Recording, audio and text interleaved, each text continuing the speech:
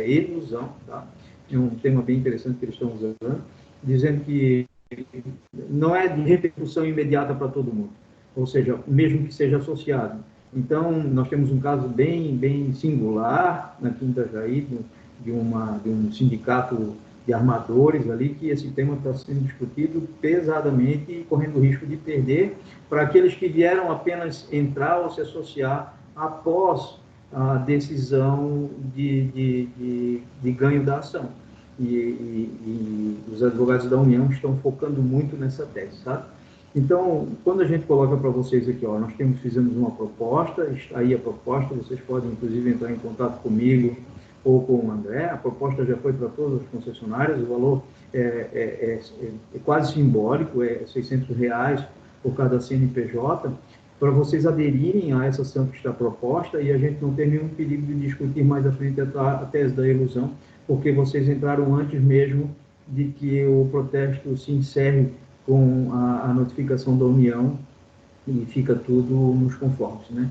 Então, a nossa webinar é mais para chamar a atenção de vocês nesse sentido, que a gente, e depois, assim, se vocês quiserem fazer conosco a repetição em débito, nós estamos à disposição, nós através do Sincodiv, o valor ficou apenas de 5% sobre tudo que for recuperado, né? Geralmente aí fora estão cobrando de 10% a 15%, né? Daí teria esse favorecimento e não pagaria para propor a ação de repetição de débito, senão no risco, né? Ou seja, nós entraríamos com a ação. E o risco ele fica bastante diminuído, lógico, quando o Supremo julgar procedente, né, a ideia de que o valor não era devido em razão da discussão que se tem de desvio de finalidade, né? Essa é a ideia que eu passo para vocês a respeito dessa ação. Ela já interrompe a prescrição e todos que vierem vão se beneficiar futuramente dos seus próprios benefícios, né? Ou seja, de buscar 5 anos para trás, a partir de agora, lógico, a partir de junho. Lógico que perdeu-se esse semestre em razão da pandemia, né? Mas temos aí muitos meses para buscar de 10% sobre demissões, que pode somar um valor bastante valioso. Era isso, André. Obrigado. Obrigado, doutor Natan. Lembrar a todos que na semana passada a gente passou um comunicado a todo o Estado informando dessa ação, colocamos lá a maneira que as empresas podem fazer essa adesão, mas esse material todo a gente vai repetir na próxima semana, junto com as demais ações que o doutor João Thiago vai nos falar a seguir. Vou colocar a tela aqui para ti, João.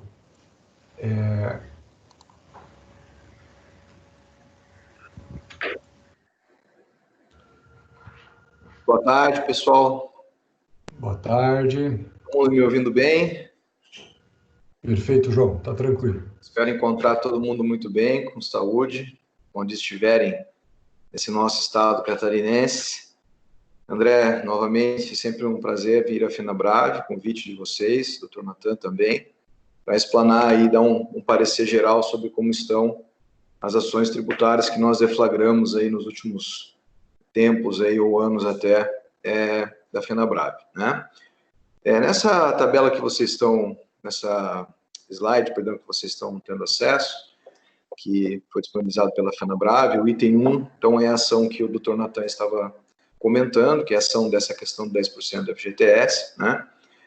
E as demais ações ali são ações que nós propusemos em nome da FenaBrave, e vou explanar uma a uma para vocês, inclusive com a data temporal do ingresso dos processos, sendo que o número das ações estão também disponibilizados com a FenaBrave, tá? Cada empresa onde está localizada, ela certamente é alvo do mandado de segurança coletivo para ela, naquela região. Então, para cada ação, nós temos 5 ações coletivas, né, deflagradas federais, tá? Com exceção dos ICMS ali que eu vou falar, que é uma ação única do Estado, né? Tanto o item 5 quanto o item 6.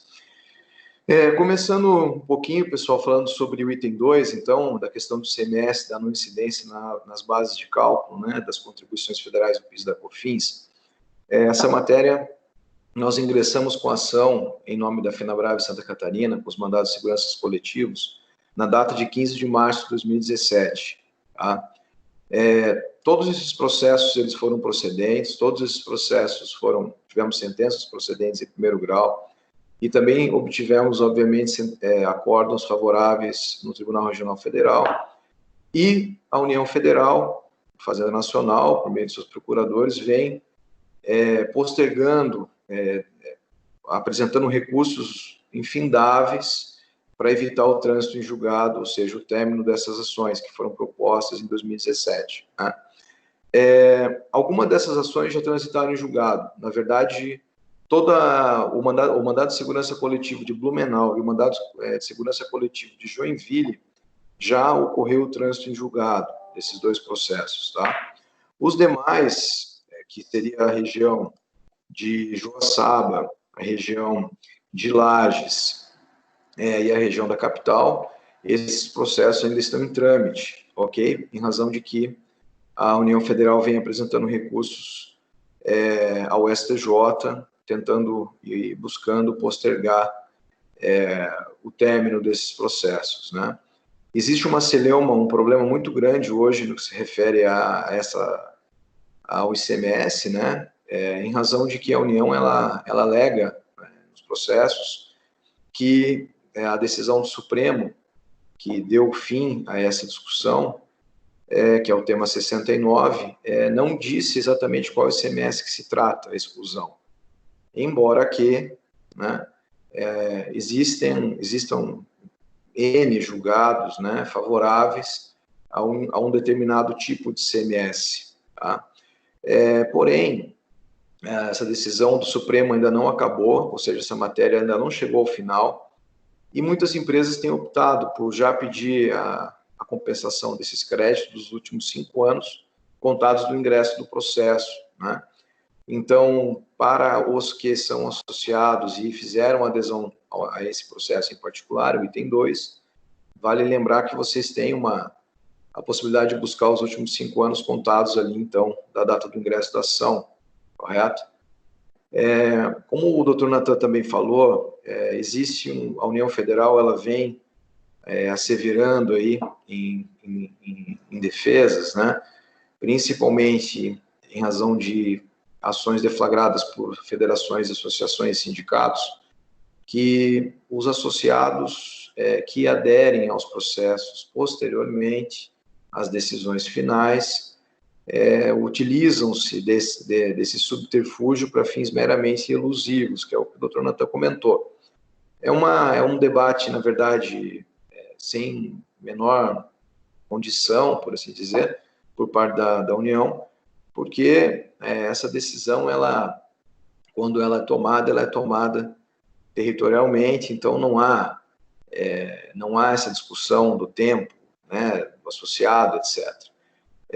Essa ação, então, meus prezados, que não sei quem estão me ouvindo, né, é muito estranho palestrar assim, né, que normalmente os congressos da FenaBrave estão todos lá presencialmente, sempre mais prazeroso, por assim dizer, mas essa é uma ação que está praticamente resolvida, né, como falei, já 2 ações já transitaram, as demais certamente vão transitar nesse ano de 2020, os trânsitos foram recentes desses processos também, e certamente até o final do ano nós teremos o trânsito julgado de todas as regiões do estado, né?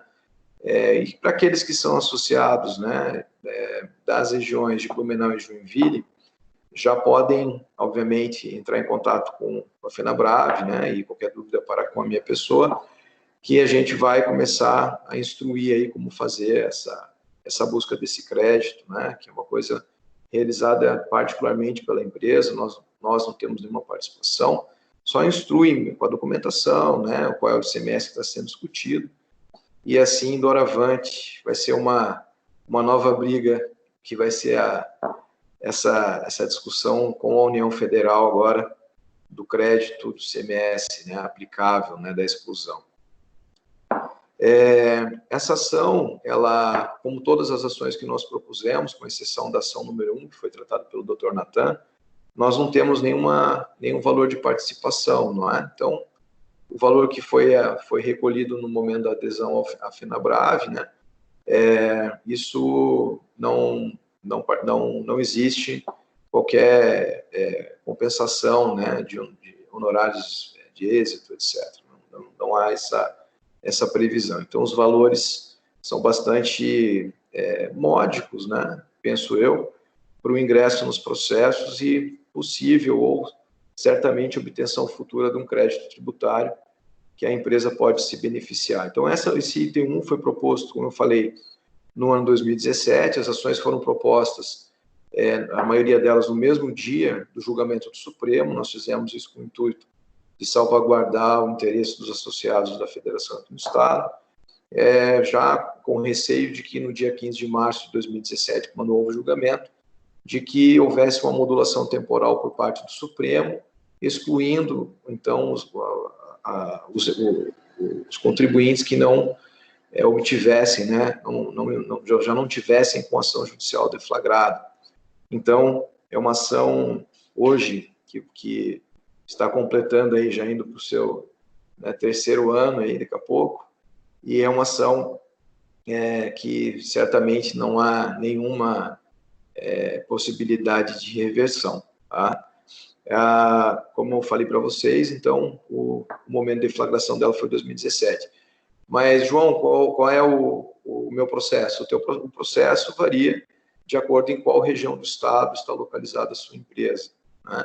E isso, o pessoal da FenaBrave aqui no nosso estado tem o número dos autos e pode informar vocês, ou vocês podem entrar em contato comigo por e-mail ou por WhatsApp, que está aí, os telefones nossos, ou telefone fixo, e a gente passa para vocês qual é o processo na localidade em que você está, a sua empresa está localizada. Por que mandado de segurança, né, coletivo? Até o Dr. Natan também falou sobre isso, e eu quero reiterar, né, nós buscamos sempre trabalhar dentro de federações, associações e sindicatos com ações judiciais que não tragam risco de qualquer prejuízo, né, aos associados ou àquela entidade, aquela personalidade jurídica. A gente, eu digo eu, como escritório, nós buscamos sempre atuar com cautela, meus prezados, nas ações judiciais, né, pois somos sabedores que depois podem ocorrer sucumbências, né, condenações, e, obviamente, quando a gente vai buscar um crédito, todo mundo quer ganhar, ninguém quer perder, né? Então, por isso que nós manejamos sempre mandado de segurança coletivo. Isso é uma interpretação que vem também da diretoria da FenaBrave, de ser muito cautelosa, né, muito conservadora nos processos, e nós também cooptamos, né, com essa posição da FenaBrave aqui no estado, sempre buscando utilizar mandado de segurança coletivo, né, para todos, no caso, tá? Então, esse item 1, essa ação do item 2, ela é uma ação que muitos já se associaram. Aqueles que não se associaram, recomendo, né, que façam a sua adesão perante a FenaBrave, né, para já garantir a sua capacidade de crédito. Inclusive, meus prezados, eu também tenho falado no Congresso, eu já tenho falado isso há bastante tempo, nos encontros, né, que nós temos aí, que muito provavelmente o Supremo, quando for julgar o último recurso que está lá, que é um embargo de declaração proposto pela União Federal, Fazenda Nacional, existe um grande receio em que haja uma modulação temporal por parte do Supremo, ou seja, eles vão definir um limite de tempo. Olha, quem já entrou com a ação vai ter direito, quem não entrou não vai ter mais. E isso é bem provável que aconteça nessa decisão do Supremo, para impedir aí uma demanda, uma busca desenfreada e uma propositura de milhões de processos em razão dessa decisão final. Então, eu particularmente tenho orientado os empresários, né, que busquem essas ações, né, o ingresso delas ou as adesões, como é o caso aqui da FenaBrave, para que garantam o seu direito, mesmo em caso de modulação por parte do Supremo Tribunal Federal. Outro dia me perguntaram, mas João, quando é que vai ser esse julgamento? Estava pautado para esse ano, mas no dia 20 de março desse ano, foi retirado da pauta os embargos, a pedido também da União e do próprio Supremo, para que seja feito o julgamento desse recurso somente quando retornarmos às sessões presenciais. Isso tem acontecido bastante nos tribunais superiores, o STJ tem tido o mesmo comportamento. Nós tivemos um processo recente da questão da base de cálculo do imposto de renda e contribuição social, da exclusão do ICMS, que é outra tese, né, em que a União Federal também pediu a suspensão do julgamento até o presencial. Então, vamos aguardar aí para ver quando vai ter. Então, esse item 2 desse nosso slide é uma ação bem consolidada, né? É o tema 69 do Supremo Tribunal Federal. Já o item 3 ali da nossa tabela, aí do slide de vocês, também é uma ação que nós propusemos no dia 27 de março de 2018, que é para excluir o imposto sobre serviço da base de cálculo das contribuições federais, né? Essa ação foi proposta, como eu falei para vocês, em março de 2018. Todas as ações nós tivemos sentenças favoráveis aqui no Estado, na época, né? O nosso Tribunal Regional em Porto Alegre, o Tribunal Regional Federal da 4ª Região, ele não é favorável à matéria, então nós apresentamos recurso especial extraordinário para o Supremo Tribunal Federal e ao STJ, mas esse tema, esse assunto, ele já é alvo de uma repercussão geral, ou seja, ele já é alvo de um recurso que está lá no Supremo, que foi elencado dentre milhares de recursos do Brasil, para que seja o representativo desse assunto, ou seja, né, os ministros lá, os 11, pegaram um recurso de milhares e vão julgar todos os milhares com esse recurso. É a nossa repercussão geral número 118. Tá? Existem grandes argumentos para que o imposto sobre serviço não faça parte da base de cálculo das contribuições. É uma questão lógica tributária, uma logicidade, né? Se o ICMS também não faz parte do faturamento e receita real do contribuinte, o imposto sobre serviço corre pelo mesmo corredor, pela mesma interpretação. Então, também não poderia, né, fazer parte dessas contribuições, até porque não tem previsão legal para isso. Isso então está lá já no Supremo, que é essa repercussão geral número 118, onde aguarda-se esse julgamento final. Todos, como eu falei para vocês, dos 5 mandados de segurança deflagrados, coletivos na época, salvo engano, nós tivemos êxito nos 5, tivemos sentenças favoráveis, mas o nosso Tribunal Regional em Porto Alegre não pensa como nós pensamos, tá? Por isso, como existe juízes em primeiro grau que pensam favorável ao contribuinte, o tribunal pensa diferente, existem interpretações diversas sobre o assunto, o Supremo, então, elencou um recurso, que não é nosso recurso, tá?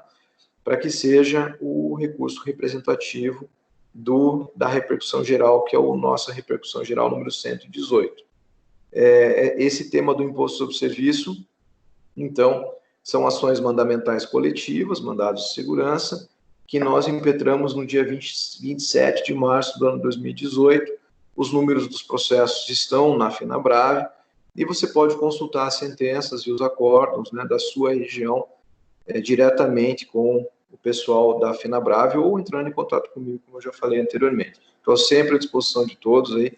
Muitos me procuram, né, por e-mail, telefone, né, sempre para conversar ou para tirar uma dúvida. Estamos aí sempre à disposição.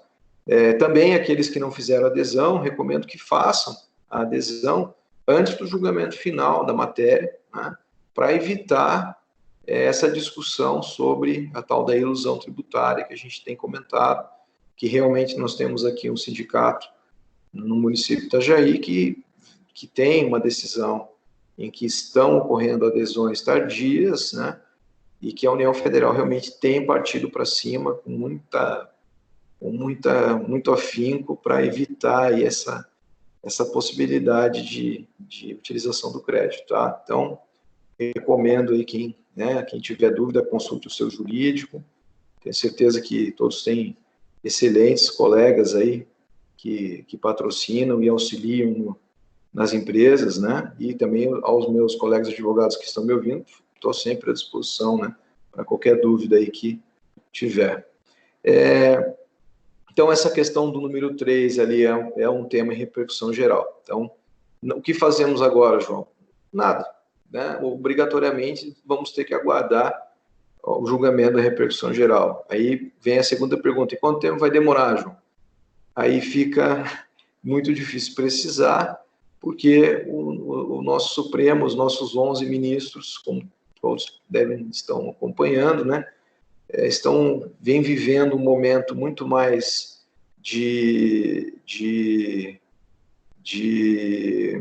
um momento muito mais de briga política, né, do que efetivamente de repercussões, né, de decisões judiciais, tá?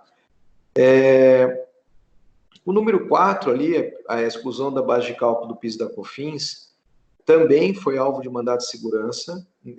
Fizemos essas ações, foram propostas na data de 7 de novembro do ano de 2018, então também no mesmo ano ali das ações do número 3, né? E essa ação também está em repercussão geral, que é a repercussão geral número 1067 do Supremo Tribunal Federal. Então, essa tese, que é a exclusão do PIS e da COFINS da base de cálculo, os valores de PIS e COFINS da sua própria base de cálculo, também é alvo de uma matéria, de um recurso que está em repercussão geral no Supremo, que é o nosso tema 1067, né? Na época, quando nós deflagramos essas ações, nós obtivemos as sentenças favoráveis. Pelo que eu me recordo, a FenaBrave até divulgou para vocês sentenças, né, favoráveis dessas matérias que nós obtivemos, e a União foi, obviamente, recorrendo para o Tribunal Regional Federal da 4ª Região, que também criou um posicionamento contrário à tese, tá? Porém, para nós não modifica nada, porque a decisão final vem lá do Supremo Tribunal Federal, é o Supremo que vai dar a palavra final sobre a matéria, então temos que esperar ali efetivamente o que vai acontecer quando tivermos o julgamento da repercussão geral 1067, que está lá no Supremo Tribunal. Todos os nossos processos do 3 e do 4 do slide estão já no Supremo, os recursos já estão lá postos, já estão lá com o direito salvaguardado, né, dos associados, e, novamente, né, aqueles que fazem ou fizeram a sua adesão, os que já fizeram estão garantidos, e aqueles que não fizeram, sugiro novamente que façam, para evitar discussões futuras sobre o tempo de associação e adesão da ação, para evitar defesa, né, ou impugnações por parte da União Federal quando do pedido de homologação de crédito. Então, essas são as ações que existem, que foram deflagradas em mandado de segurança coletivo. Bem verdade, nós temos mais uma que o André vai entrar em contato, vai divulgar, né, André, aí para vocês, que também é um tema extremamente interessante, que não está aqui, né, mas vai ser alvo aí de comunicado pela FenaBrave logo aí. Creio que nas próximas semanas estará a ciência de todos. Então, essas são as ações que foram, como falei para vocês, foram deflagradas em 2017 e 2018. São ações que já nós tivemos êxito em primeiro grau, não conseguimos efetivamente mudar o posicionamento do Tribunal Regional Federal em Porto Alegre, mas, como eu falei para vocês, o que realmente define o êxito do recurso, de todos os recursos deflagrados no Brasil, vai ser a posição final do Supremo no tema, no 118 e no 1067, no item 3 e no item 4. Então, essas são as ações federais, né, que tratam sobre tributação federal. E também nós deflagramos, no item 5 e no item 6, duas ações mandamentais coletivas para discutir a questão do ICMS dentro do estado de Santa Catarina. Por que nós entramos com as ações do ICMS? Primeiramente, porque identificamos que seria interessante também aos associados não buscar apenas recuperação de crédito federal, mas também buscar recuperações de créditos estaduais dentro de matérias e assuntos ou teses, né, que fossem efetivamente interessantes a vocês, ou seja, dentro da categoria de atividade econômica desenvolvida por vocês, né? E que fossem teses, obviamente, que pudéssemos ou tivéssemos uma maior chance de êxito. Então, a tese número 5, a ação foi proposta no dia 24 de maio de 2018, tá? Que tratava sobre a discussão sobre o ICMS na incidência sobre a demanda contratada e a demanda efetivamente utilizada, né? Essa matéria eu expliquei para muitos, né, que estavam no congresso realizado pela FenaBrave em Itá, depois fizemos uma reunião também em Balneário Camboriú, depois fizemos uma reunião na capital, fizemos uma reunião mais recente aqui no congresso da FenaBrave em Itapema, e essas matérias foram explicadas. Porém, o item 5, então, foi uma ação deflagrada em 24 de maio de 2018, e o item 6 foi uma ação deflagrada no dia 13 de dezembro, também, 13 de junho de 2018. Essas duas ações, ou 13 de dezembro, que agora não sei confirmar ali, mas acho que é 13 de junho. Essas duas ações, que então o item 6 era o ICMS da alíquota, da discussão sobre a utilização da alíquota supérflua sobre um produto, né, que é energia elétrica, que a gente sabe que não é, né, ou pelo menos tem a interpretação de que não é, também foram tratados por mandado de segurança coletivo. Porém, tanto a ação 5 quanto a ação 6, nós realmente tivemos recentemente problemas com esses processos, né? Aí pode me perguntar, por que problemas, né, João? Porque nós utilizamos o mandado de segurança coletivo para discutir a matéria em face do secretário da Fazenda do Estado de Santa Catarina, sendo ele o titular da capacidade tributária, ou seja, ele sendo o titular do direito ali, outorgado pelo Estado, para que faça o controle, fiscalização e arrecadação desses ICMS, né? Embora exista uma discussão se o que é o ICMS escritural, não é, etc., mas existiam e existem discussões dessa matéria por meio de mandado de segurança.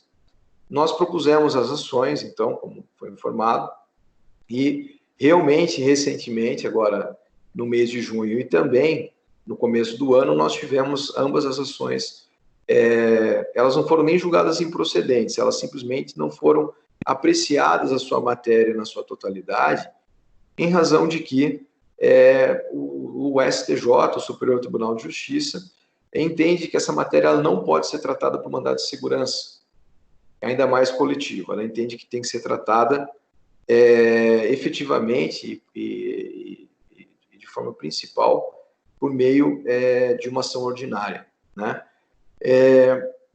Esses dois temas, então o tema 5 e o tema 6, na verdade eles estão sobrestados, né? E nós vamos encaminhar essas duas demandas, elas já estão na pauta da diretoria da FenaBrave, de Santa Catarina, para que nós analisarmos, né, se vamos propor ação ordinária, correndo, obviamente, o risco sucumbencial em caso de improcedência, ou vamos estudar outra forma de buscar isso, nem que seja com ações mandamentais regionalizadas, daí contra um secretário, ao invés de ser o secretário da Fazenda, contra o gerente regional da Secretaria da Fazenda de todas as áreas do Estado, para albergar todo mundo, né? Isso é uma decisão que cabe à diretoria da FenaBrave, nós somos apenas instrumentadores, né? Nós somos para auxiliar as decisões, né? Nós não tomamos as decisões, auxiliamos as decisões e acreditamos sempre que a FenaBrave em Santa Catarina é um exemplo de FenaBrave, né? Como a maioria aqui das FenaBraves tem bastante participação, né? Eu vejo bastante pessoal do Rio Grande do Sul também muito atuante, São Paulo, e a nossa FenaBrave aqui em Santa Catarina ela é muito atuante, sempre buscando ferramentas e auxílios, né, para os seus associados. Mas esses dois itens, então, meus prezados, foram ações que nós propusemos. Realmente nós tivemos recentemente, salvo engano, acho que foi da energia elétrica da questão da supérflua, em que tivemos uma decisão agora no mês de junho, com o término do processo, em que efetivamente nós vamos ter que reavaliar como faremos, né, essas novas promoções das ações. Tá? As demais, como informei, essas ações sim estão caminhando a contento, né? E tenho certeza que, espero, né, que como a maioria dos contribuintes do nosso país, nós tenhamos aí êxito nas ações, né, em todas. Me perguntaram também recentemente, né, se as reformas tributárias elas podem afetar as ações ou não. Modéstia à parte, eu creio que as reformas tributárias, a partir desse mês, elas tomaram um outro viés, né? Elas não vão ter mais o viés proposto inicialmente, que era realmente uma compactação da tributação federal, redução, né, não a redução tributária, mas a redução da burocracia e compactação, e sim, tanto o Poder Executivo quanto o Legislativo vem apontando aumento da carga, né, ao invés de redução, principalmente agora com o argumento da pandemia do Covid, que, claro, trouxe, como todo mundo sabe bem, uma redução econômica financeira em todos os setores, né? E, inclusive, no poder público, claro, nas arrecadações tributárias. Então, não vejo, gente, no futuro tão próximo, né, que realmente ocorra uma reforma mais, por assim dizer, mais agressiva na Constituição Federal, que é o marco, né, regulatório, né, e de competência dos tributos no Brasil. E então penso que essas ações elas vão ter continuidade, vamos ter os julgamentos no Supremo e espero, obviamente, ter êxito aí, todos nós, né, em todos os processos. Os valores de adesão, né, das ações também são vinculados à questão dos associados, né? E também todos os processos ali, como eu falei para vocês, com exceção do processo número 1, que foi exposto pelo Dr. Natan Braga, também não tem cláusula de êxito, né? Então, são ações aí promovidas pela FenaBrave com o intuito de trazer a vocês sempre ferramentas interessantes aí na busca de recuperação de tributos, que nós sabemos hoje realmente é muito impactante e pode ser um grande auxiliador no planejamento financeiro, econômico aí, das empresas, né, associadas da nossa federação aí, estadual. No que eu tinha para tratar e expor para vocês, trazer como é que estão esses processos, são isso, né, são essas informações. Eu permaneço à disposição de vocês para qualquer dúvida. Muitos têm o meu contato, né, outros não têm, mas os meus contatos ali estão sempre com a FenaBrave e são os mesmos contatos com o Dr. Natan, né? Então vocês podem sempre entrar em contato ali com o Dr. Natan ou no nosso website do escritório ali. Só tem meu e-mail ou meu celular e fique à vontade para tirar dúvidas, né, referente aos processos, né, de adesões ou não adesões. Obrigado, gente. Se alguém tiver alguma dúvida, eu estou à disposição. Obrigado, doutor João, Thiago. Obrigado, doutor Natan. A gente vai abrir agora para quem quiser fazer algumas perguntas. Pode ser pelo chat ou podemos abrir, levanta a mãozinha ali quem quiser e eu libero a palavra. Doutor João, a primeira pergunta tem aqui da Leia. Se o item 5 e 6 estão relacionados à mesma ação do TUST e do TUSD? Não é. A TUSD e a TUST são taxas, né, que estão vinculadas dentro da conta de cobrança de luz, né, que, na verdade, isso é embutido dentro do valor e isso é embutido, é multiplicado, então, pelo valor do ICMS, tá? A TUSD e a TUST são taxas de distribuição e transmissão e que, na verdade, isso está suspenso, essas ações estão suspensas pelo Tribunal de Justiça de Santa Catarina desde o ano 2017. Não são ações da mesma natureza. E eu explico por que nós não ingressamos com mandado de segurança, então, para tratar sobre esse caso em particular. Porque a TUSD e a TUST, elas precisam ser feitas por ações particulares. Em razão do quê? Em razão de que você precisa expor ao magistrado as contas de luz em que você está sofrendo aquela incidência, e que a Celesc, então, cobra isso da empresa. Nós temos casos em que a Celesc não cobra TUST, tá?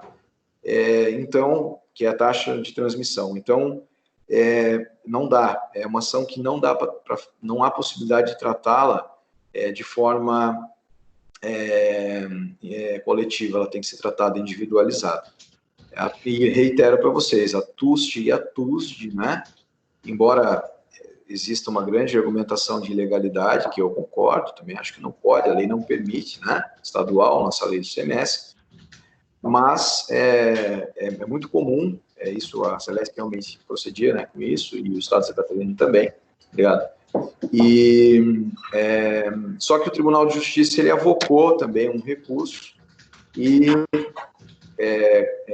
suspendeu todas as ações. Então, quando você entra com ação onde você estiver no Estado, o magistrado, onde você estiver localizado, ele vai receber o processo e vai suspender. Ele não vai apreciar liminar, ele não vai apreciar uma tutela de urgência, né, ou de evidência, né, conforme tratado no processo. Então, fica suspenso o processo. Você entra com a ação e suspende. Por quê? Porque o julgamento vai ser feito pelo Tribunal de Justiça, que ainda não aconteceu, tá? E não temos previsão de quando vai acontecer também. Mas também é uma ação que está bastante em evidência, vem sendo bastante, foi muito divulgada de 2015 para frente, e desde 2017 ela teve essa suspensão decretada aí pelo Tribunal de Justiça de Santa Catarina. Obrigado, doutor João. É isso. Tem uma pergunta aqui do Caco, na verdade uma solicitação, se o senhor poderia repetir a explicação sobre o item 6, e eu colocaria se o Caco não quer abrir o microfone e colocar qual a tua dúvida, Caco, por favor. Claro.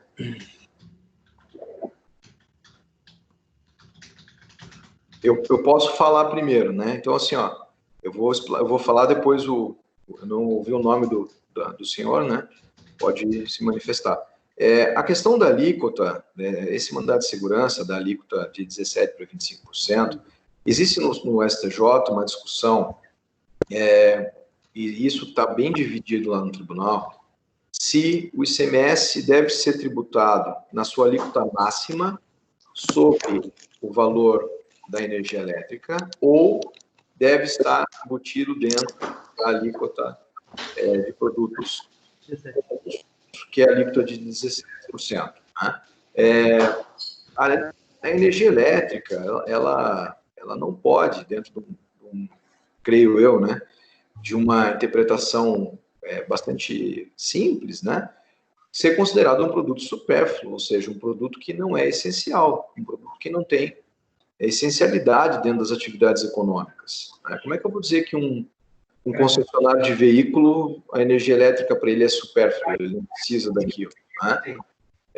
E isso vem lá da nossa do período constitutivo da Constituição atual, da nosso poder constituinte lá em 88, que os estados ficaram muito tempo sem uma legislação federal que tratasse sobre o ICMS de forma clara, né?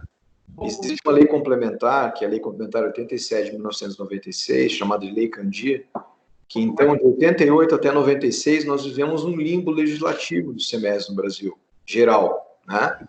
E a partir da Lei Candir, os estados começaram a normatizar, fazer as suas leis estaduais dentro do modelo da Lei Complementar, promovida pela União Federal, então, em 96. E os estados imputaram a energia elétrica como uma alíquota supérflua, né? E essa discussão existe e ela é bastante pertinente, né? Porque nós temos outros tributos que também visam esse binômio que a gente chama, que é dessa seletividade versus a essencialidade, né? Então, qual é o grau de essencialidade dentro de uma atividade econômica da energia elétrica, né? Será que a energia elétrica ela merece realmente ser considerada supérflua? Então, isso é a discussão dentro dos autos do processo judicial, ela obviamente ela permeia, ela passa por muitas argumentações, né? Eu estou sendo bem breve, até porque não é o objeto aqui, né? Mas a discussão existe, né? E compete ao STJ essa decisão final, né? O problema é que o nosso tribunal e o STJ, eles têm um entendimento sobre as ações mandamentais hoje, que existe uma interpretação de que não é mais possível discutir esse tipo de matéria por essa classe de ação, tá?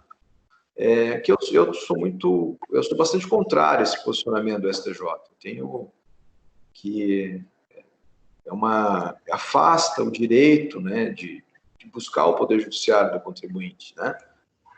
Mas e essa matéria a gente não pode levar ela para o Supremo, tá? Ela é uma matéria que trata sobre lei infraconstitucional do Estado de Santa Catarina. Então, a competência para o julgamento é do STJ. A gente não tem argumentação em recurso extraordinário para levar isso para Brasília, no outro tribunal, né? Até dá para levar, mas a gente não... perda de tempo, assim, não vai resolver. A questão nossa é estadual, então ela deveria e deve se findar no Superior Tribunal de Justiça. Então, isso vai ser alvo de análise aí da FenaBrave, certamente, aí, em um período bem breve, para que nós, então, vamos buscar alternativas, né, de modelos judiciais para trazer a decisão de igual forma para todo mundo, com resultado positivo, só que usando outra ação. É isso, né? Ok. Doutor João, o Caco está com o microfone aberto. Eu não sei se satisfez a sua resposta. Caco, se você quer complementar, por favor.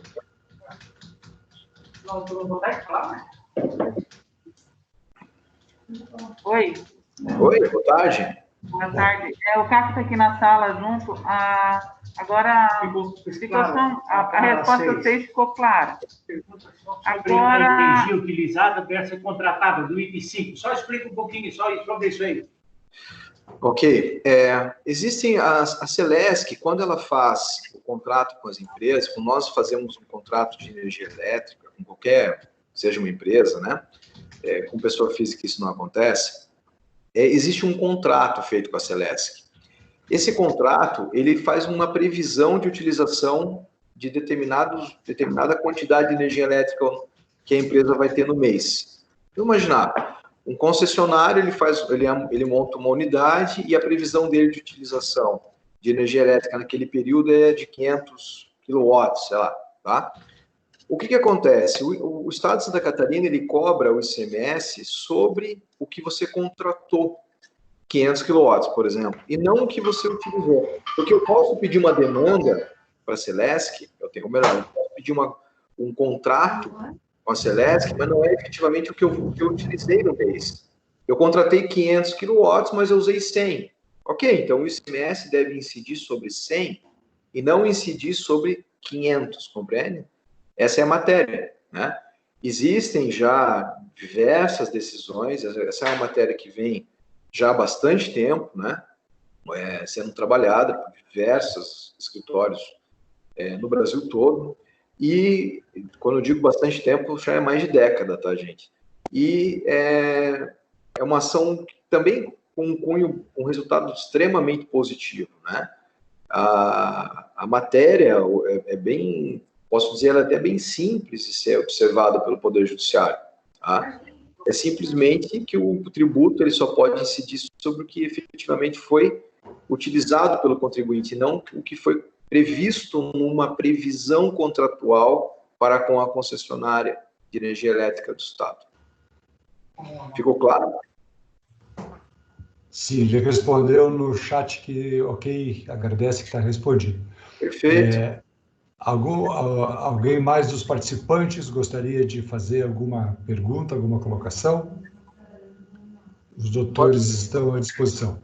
André, só antes de eu finalizar, se ninguém mais... Só gostaria de colocar os meus contatos, porque como eu sempre converso contigo, né? Às vezes a gente... às vezes tem alguma dificuldade em falar comigo, que nós também, né, dá aula e vai para cima e vai para baixo, e corre para cima e corre para baixo. E eu gostaria de disponibilizar isso na tela aqui para o pessoal, para qualquer dúvida, gente, que vocês tiverem, né, podem entrar em contato comigo, né, nós somos aí, e meus colegas advogados, que devem ter colegas aí me ouvindo, né, eu sempre falo dos congressos aí para o pessoal, estamos todo mundo junto, né, a nossa intenção não é nunca, jamais, em nenhuma hipótese, se sobrepor a ninguém, né? Não somos os donos da verdade, né? Nós sempre trabalhamos junto com todo mundo, mas às vezes tem dificuldade em encontrar, em falar, não, né? Eu quero botar ali o slide. Vou colocar para ti aqui. Eu vou chamar ele aí? Já tenho, já vou colocar. Isso. Isso é mais barato pelo relógio marcado. E aí tu paga o ICMS não pelo utilizado, mas sim pelo contratado. Que não é o real. Não. E não é o real do Pessoal, eu não sei se tem alguém falando comigo. Responde, não, tá tudo lá. E assim, ó, o André, também deixo à disposição também de todos que estão me ouvindo, como aqui o modelo são muitas pessoas e às vezes o áudio não está legal, alguém está falando comigo, eu não estou ouvindo, pode me ligar para entrar em contato, falar de forma privada comigo, não precisa ser hoje, não precisa ser agora, para tirar dúvida. João, eu não entendi, tu me manda a decisão, eu mando a decisão. Tá, doutor João, eu quero enxergar essa questão do PiscoFins, me manda a decisão, eu mando a decisão, né? Porque é tudo muito transparente, gente, sempre tudo muito claro, tá? Deixa eu fazer uma colocação para todos, agradecendo essa tua disponibilidade, doutor João.